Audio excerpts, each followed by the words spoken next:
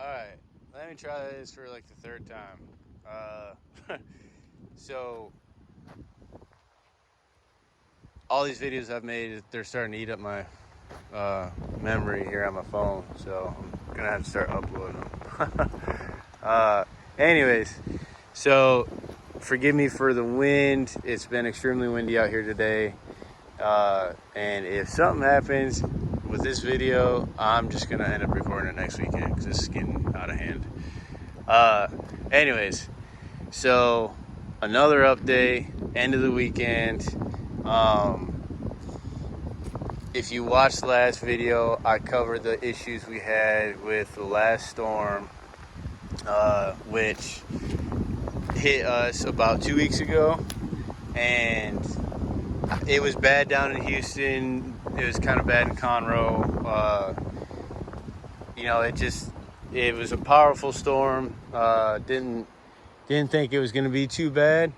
But actually, it is the same storm that when years from now, when I look back on this video, it was a storm that came out of Austin that produced the tornadoes that, they had the video that went all over the internet of the Silverado getting turned over and then getting flipped back on his wheels, and the kid just drives off.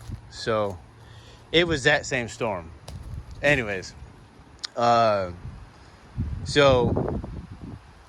again, you have the water issues out here, and so talking to the neighbor yesterday as I was working out here, and they said, they got about 3.5 inches of rain up here, which isn't a big deal if you're talking over a 12-hour period, a 10-hour period, even a 6-hour period.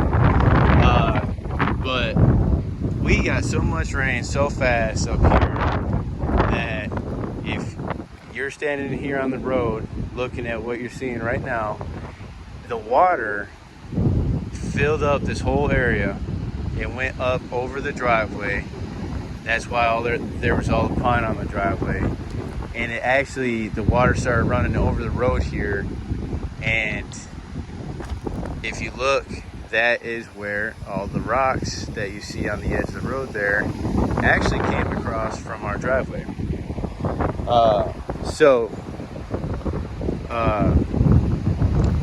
It definitely, a battle we're gonna have to face out here. And that is what this weekend was all about. Again, if you watched the last video, you've seen all the pine that was down in this area. I kind of focused on working on the retention wall and doing all the concrete work. And my wife, she really, just to touch on this, she wants to go for the really clean forest look, I guess. So she came through all these trees here, working her way down the street, and she took all the vines, all the pine needles, everything that was growing up here in between these trees, and she ripped everything out, which is what this pile is right here. So a lot of work on her part. When we had the company out to underbrush, they couldn't get in between these trees, so they just didn't touch anything in here. So she went out, and you can see the brown marks. That's where all these vines were at. So she ripped everything out, and you'll see. I'll walk you down here for a second, and this is these vines are all over this property. They're in every single tree, and some of them are pretty small and they rip off pretty easy. The green ones have thorns in them, so it's quite a task. And we're getting to the point now where we need equipment. We need a riding lawnmower, we need a roller, we need a leaf sweeper. because like I told her, I am not a tractor. I'm not coming in here and picking up every damn pine needle by hand, putting it in a wagon, and then taking it. No, this ain't Little House on the Prairie. So, anyways, she did a lot. She did a lot of work yesterday, especially for having the two kids out here. But this is where they start getting real bad. This one I had to cut where I, break it where I could. It won't come off that branch up there. This other one, I put my whole 200 pounds swinging around on that thing, and that wouldn't come out. So, just gives you an idea of, this is just one part of the property.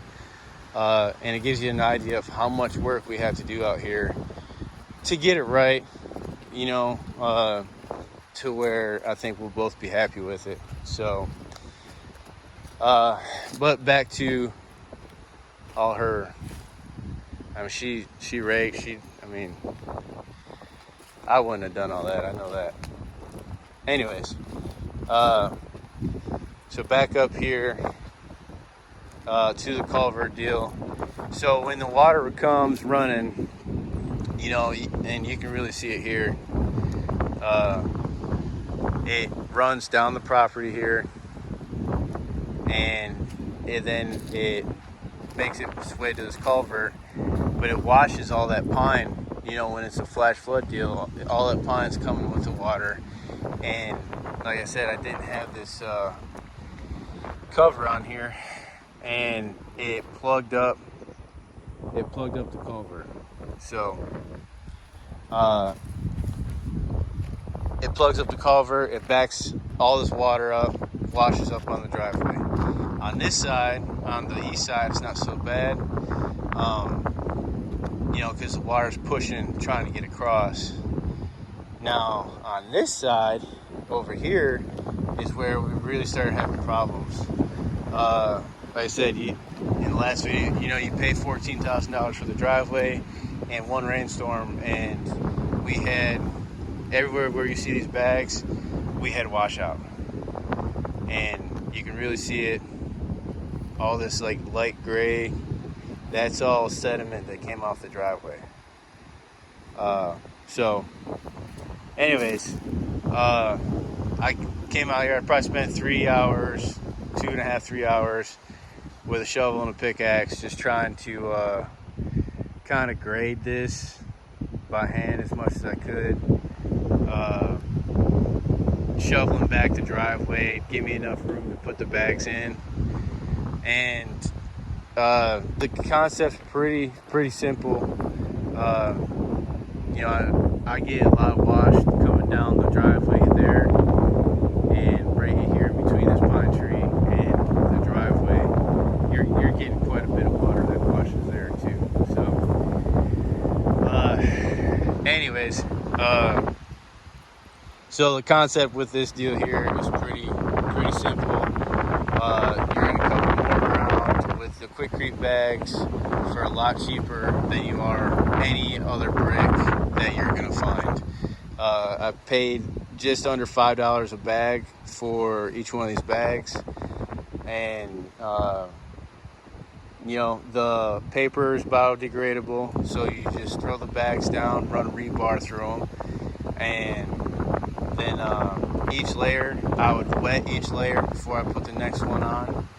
And it's pretty simple, really. And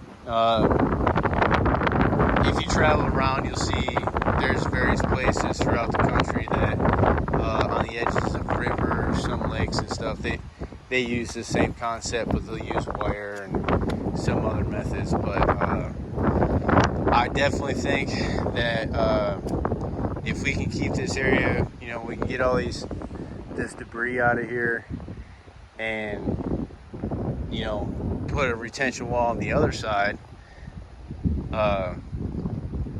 just because you got one on this side, really. And then here in the next couple weeks, I'm gonna come with a box blade and I'll actually dig a ditch. It's hard to see that post back there.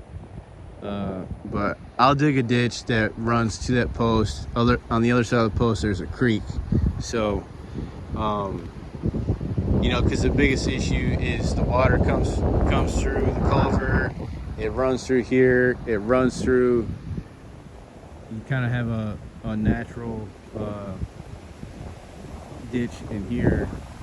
So all this water runs through, and then it just makes its way in here, and then it has nowhere to go. It has no direction, and really it's just that water's trying to make its way to the creek and then across the street to the pond. So yeah, once I dig that ditch and give it somewhere to go, I think a lot of our headaches will go away. So anyways, that was the progress this weekend. I got to get back to Conroe and try to get my homework and whatnot done. So we will catch y'all next weekend for another property update.